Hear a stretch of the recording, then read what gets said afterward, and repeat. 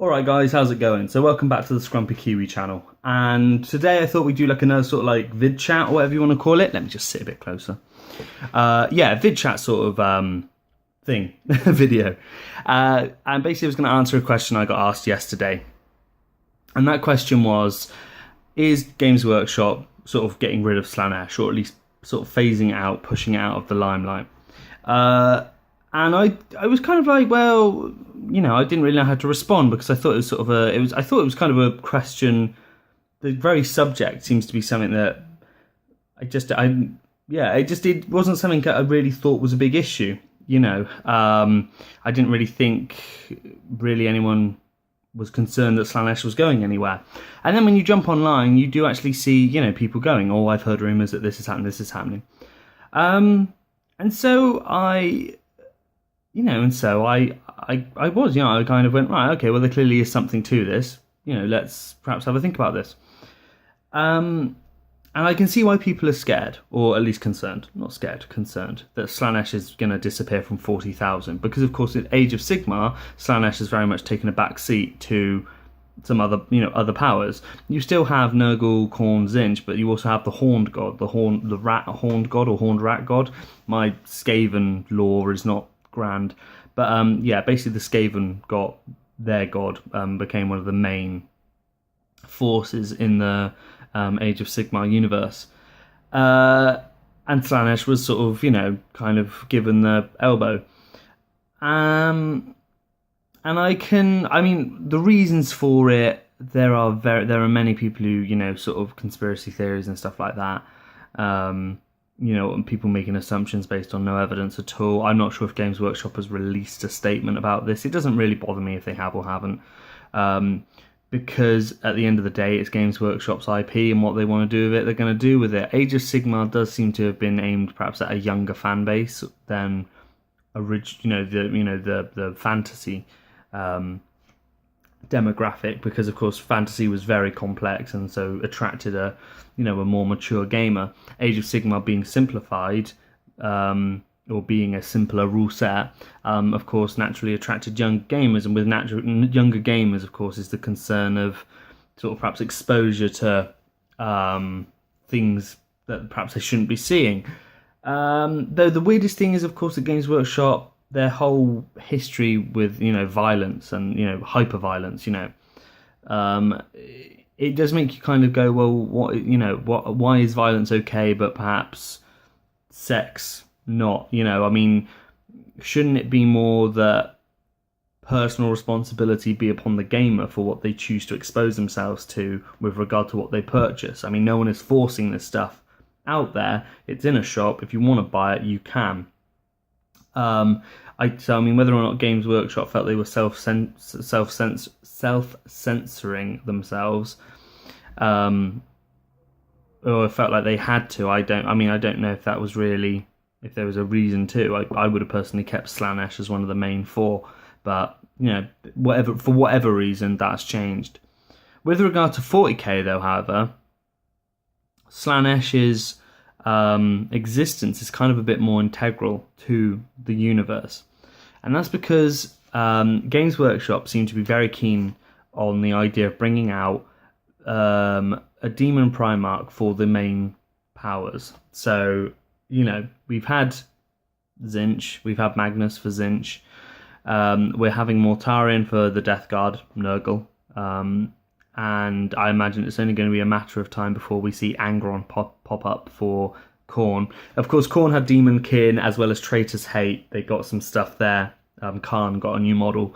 So it seems to be at the very least that the champions, the mortal champions of each of the gods, seem to be getting a new model. Ahriman, Typhus is rumoured to be getting one, and Khan has one.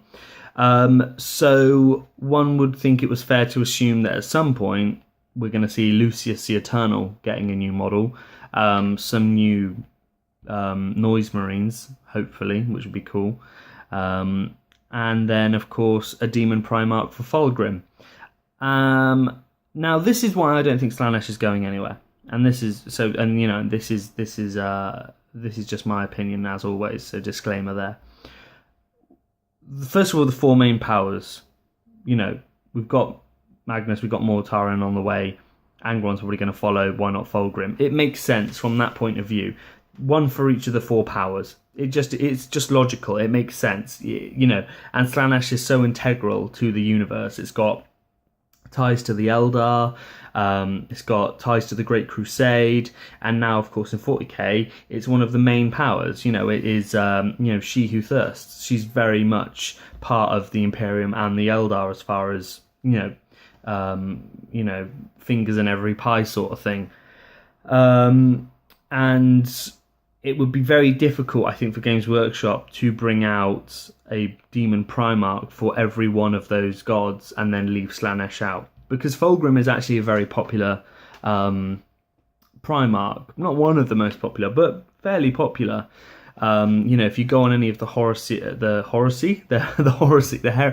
Heresy pages on social network, Emperor's Children do get a lot of love. And that's probably because their kits from Forge World are exceptional. They are incredibly beautiful kits, as you would expect from the Emperor's Children. And the lore as well behind the Emperor's Children and Fulgrim is very compelling. Of the Primarchs that turned traitor, Fulgrim was one that actually saw remorse before being possessed by a demon after killing Ferrus Manus. He realised how far he'd sunk, how dark the path had got for him, and he genuinely regretted it. And then, of course, he was overtaken by the demon sword in his hands. And after that, in a sort of, whether it was intentional or not, sort of attempted to find redemption by cloning Ferrus over and over again in an attempt to try and sway him to chaos. And this clone of Ferrus was just as stubborn as the actual original Ferrus, and he had to kill him over and over again. And there was this very much this tragedy in the character of Fulgrim. He was trying to seek redemption, but the very redemption he was trying to achieve was pushing him deeper. And Slaanesh is integral to that story. That's She Who Thirsts is very much part of that story. And how the rest of the Legion is shaped by Fulgrim's actions and their continued servitude to Slaanesh, makes the Emperor's Children turn from this, these sort of arbiters of perfection into these degenerate just sadistic, terrifying creatures that they become. And also, who doesn't love Noise Marines? They look awesome. They are awesome. New models should hopefully look absolutely boss. But there's another part of it. Of course, we have Rabute Guilliman back, the Primarch of the Ultramarines, and he has very much got a fairly interesting history with Fulgrim being the one that put him into stasis. And with his return, it would seem fitting. It would seem to fit the character of Fulgrim. If he hears that Guilliman's back, he's probably going to want to come and say hello, and maybe put him back down again. And part of me wishes that Fulgrim had in fact been the first release for Chaos. That Fulgrim had been the one to get a Demon Primarch first, as well as new Slaanesh Noise Marines and stuff like that, and perhaps some upgrade kits for Slaanesh Chaos Space Marines. But that wasn't the way it went. We went with Death Guard, which kind of on the surface does seem to fit a lot better, with Primaris being bigger Marines. Out of all of the powers, which one do I think of when I think of big lumbering hulking beasts? And I think of Nurgle. So big sort of shambling, horrifying super soldiers that are rotting to pieces. Nurgle sort of has to be the one to take on the Primaris, because they can take the hits when no one else can. But yeah, like I say, I think that because of that, in sort of that very key piece of lore there, that Fulgrim was the one to put down Guilliman, and Guilliman certainly would perhaps want to repay the favour in some form or another. It seems fitting that at some point in the future they have that showdown. I can't imagine they won't. I couldn't see why they would miss that opportunity. Likewise, with regard to the Horus Heresy, is ongoing. We've not got to the battle. We've not got to the Battle of Terra yet. Slaanesh is going to have to be a key part of the story moving forward. It has to be, because we are, as far as the story is concerned at the moment, they're, the Emperor's children, they're starting to cut on themselves, mutilate themselves, augment themselves with sonic weaponry. Fulgrim, of course, is now a demon Primarch. And that's only going to get worse. It's only going to get they're only going to get darker from this. In fact, their darkest actions are to come, upon the Battle of Terror, where they, basically go and commit mass unspeakable atrocities against the civilian population. That's still to come. So Games Workshop, whether or not they want to, can't really pull away from that, because it's already been established in the lore. And I can't see how Games Workshop would retcon a story that's actually is still in the process of being told. There's no way they can really remove Slaanesh from the lore without very much hurting what they've already established with regard to the Horus Heresy, and as well as 40k in some respects. Now, of course, there is this talk about the Eldar dealing with, the Eldar gods, the Laughing God dealing with Slaanesh. It doesn't necessarily mean, if the Laughing God does perhaps get revenge on Slaanesh, that Slaanesh will be destroyed.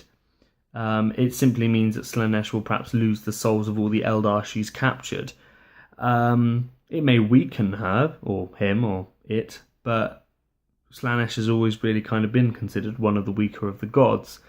So, like I say, it as far as the sort of the actual physical sort of attributes of Slaanesh, we kind of all remember the old demonettes from 5th edition. And yeah, there was a bit on display there, stuff was out. And perhaps if you were a parent bringing your child into a Games Workshop and they wanted to, collect an army, and you saw demonettes, perhaps you would think, okay, what's this all about? But of course we now have new demonettes, and that has been, they're more clothed, shall we say. I still think they look terrifying. They still look absolutely horrifying in absolutely every regard.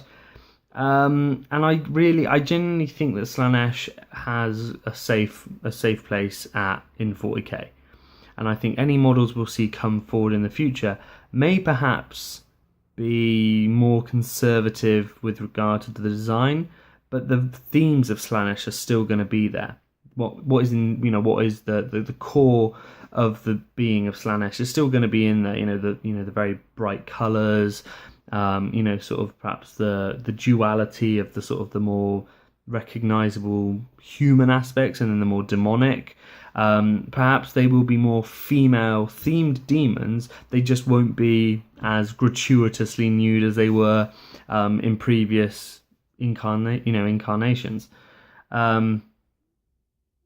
And yeah, I don't think that's a bad thing. I think a lot of people perhaps are concerned Slaanesh is going with regard to perhaps the more very darker aspects. And I'm someone that's always very much been confused by the whole idea of sex is a no-no but violence seems okay mentality. I don't know whether this is something that seems to be more prevalent in other countries. In Britain, I don't know. In Britain, we seem to have a fairly liberal, healthy regard to sex, and violence when it comes to our media. We don't seem to shy away from either. And American audiences as well. Game of Thrones, The Walking Dead, they neither of those seem to have a problem with showing both. So I don't know. I'm really not sure where these rumours have come from. I think it's probably people that are concerned with how Age of Sigmar went, that it's only a matter of time until 40k gets it.